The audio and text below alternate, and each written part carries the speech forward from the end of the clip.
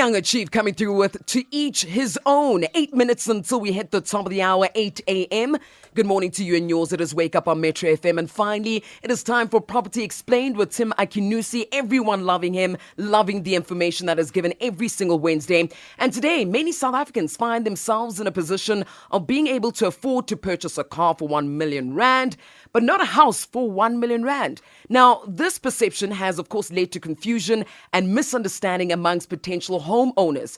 Now, in some cases, the conspiracy theories go as far as to suggesting that there could be an element of racial profiling to keep buyers from, accessing assets that appreciate in value while giving them access to assets that depreciate in value. Somebody also tweeted, Mo, because we're talking about this, asking for voice notes, at Press Play SA, saying property loan versus car loan, it's all about risk, interest and time. So otherwise, ladies and gents, we've got Tim Akinusi in the building. Morning, Tim. Good morning. Good to be here. Hi. Good to be here with you. See you all. It explains why everybody keeps trolling Midrand with the whole Verpa, but you're renting analogy. Because maybe it's with good reason. Yeah. Maybe the banks would rather let them have the Verpa than actually have a bond in their name. So why does this happen, and what do we need to understand? What dynamics are at play? Yeah, so Mo, it does happen. We have customers who complain to say, look, I've worked out my affordability. I earn 40K net, and this million rand car is going to cost me 17,000 a month over a 5-year period. And the 1 million rand house will cost me 9,000. So together, that's 26. I have a surplus of 14. Why can't they let me buy both, right?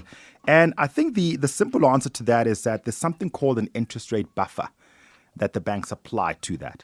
So whilst initially you may be able to be able to afford it, what banks look at is a sustained affordability test, right? So that affordability of the car and the home together, it works out initially, but over time it doesn't quite work out because practically you've got other considerations: petrol, interest rate hikes, which is what the banks then price in. They actually put in another 250 basis points on your existing repayment to see if you can still afford that in 6 to 18 months' time. So they consider the future before they deal with the present. The present, yes. So basically they place far more weight on your sustained affordability rather than your initial affordability. So what if you don't have a car in your name? 100%. Same scenario, 40K, but you don't have a car for whatever the reason, but you now want to get a bond with the bank. 100% you should always be able to get that bond. And if they don't, then please come speak to us. Because we will make sure that is never the case. Yeah, right. Yeah. But it really does apply to those folks who want to get both. And I think that's when that perception exists to say, well, I've just purchased a million rand, but all of a sudden the million rand house, they're declining me for that. So Tim, you're saying it comes down to affordability or a cost to income kind of ratio. Yes. So what would that ratio consist of then in terms of your income, your future spending, and the cost of the bond and car? 100%. The ratio you should always work on is 20% of your income can be spent on a car. That's a fair amount. Anything more than that, you're overspending on that particular asset, especially given that it's a depreciating one.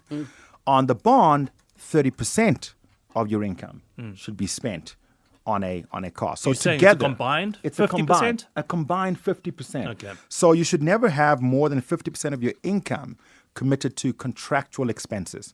Right, you can have more than 50% on variable expenses, so your eating out, your entertainment, etc. Yeah, because they know when you have contractual expenses, you can always cut back on those expenses, right?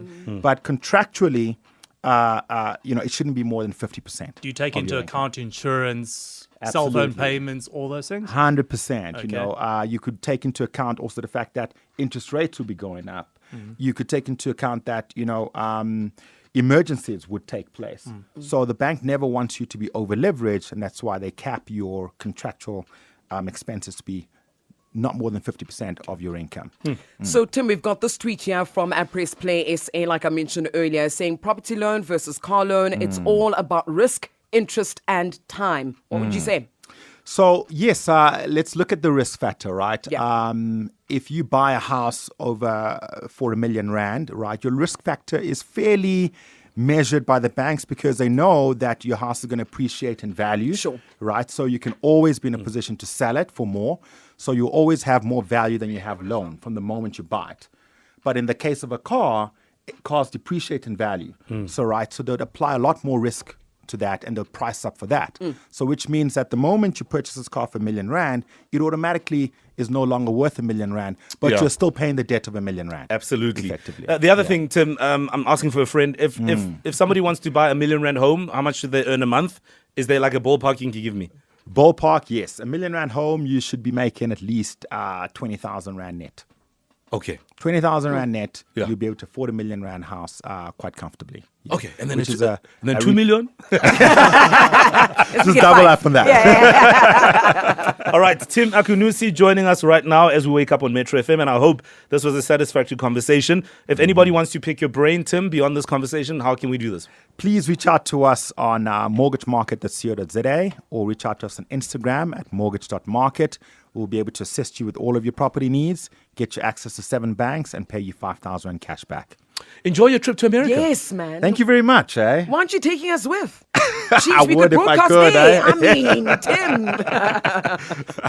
Tim. Property Explained as you wake up on Metro FM.